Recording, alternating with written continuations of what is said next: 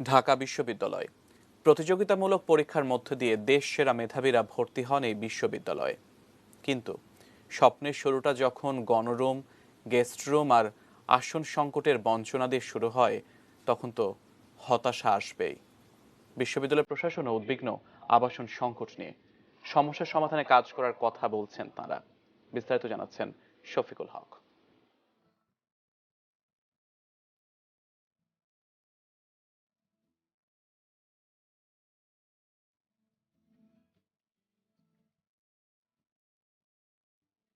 সুপরিসর ও উন্নত আবাসন ব্যবস্থা নিয়ে যাত্রা শুরু করা এ বিশ্ববিদ্যালয় পাড়ি দিয়েছে ৯৮ বছর। শুরুর সময়ের ৮৭৭ জন নিয়মিত শিক্ষার্থীর সংখ্যা এখন ছাড়িয়েছে ৩৫,০০০-এরও বেশি। শিক্ষার্থীর সংখ্যা বৃদ্ধির সাথে আবাসন সুবিধা না বাড়ায় সময়ের স্রোতে সেই সুপরিসর আবাসনের চরিত্র হারিয়েছে দেশের সর্বোচ্চ এ বিদ্যাপীঠ। হলগুলো বর্তমানে ধারণ ক্ষমতার প্রায় ৩ গুণ শিক্ষার্থী ধারণ করছে।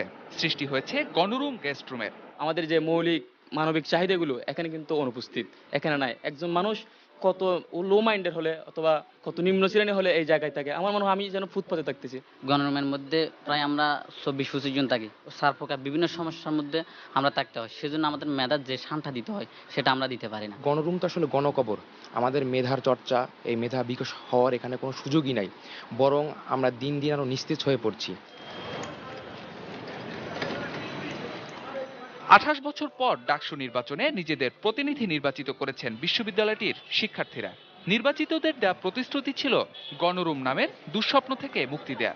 আর তা না হয় আক্ষেপ থেকে নিজের রুম ছেড়ে গণরুমের খাতায় নাম লিখিয়েছেন ডাকসুর সদস্য, নাট্যকলা বিভাগের ৪র্থ বর্ষের শিক্ষার্থী তানভীর হাসান সৈকত। আমার নির্বাচনে ৬ মাস হওয়ার পরও আমরা কোনো দৃশ্যমান সমাধান আসতে পারিনি। সেই কারণেই মূলত আমার এদের সাথে একত্র পোষণ, এবং আমি এদের কষ্টটা আমি নিজেও প্রতিনিধি হিসেবে যে আমি ভালো আছি সেটাও না, আমি সেই কারণেই তাদের সাথে থাকছি। একেবারেই খুবই মানবেতর জীবনযাপন করতে হয়। তো এটি বাস্তবতা। অধিক সংখ্যক শিক্ষার্থী, অপ্রতুল আসন সংখ্যা, আবাসন সংকট আমাদের তীব্র।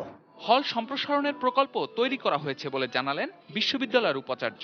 আমরা ক্রমান্বয়ে দীর্ঘমেয়াদী কিছু পরিকল্পনা আর কিছু হলো স্বল্পমেয়াদী।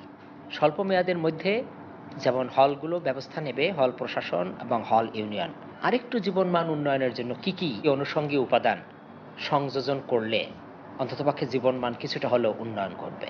তো সেই ধরনের আমাদের চিন্তা আছে। সংশ্লিষ্টদের মতে শিক্ষার্থীদের আবাসনের মান উন্নয়ন এখন সময়ের দাবি। শফিকুল হক, এটিএন নিউজ, ঢাকা।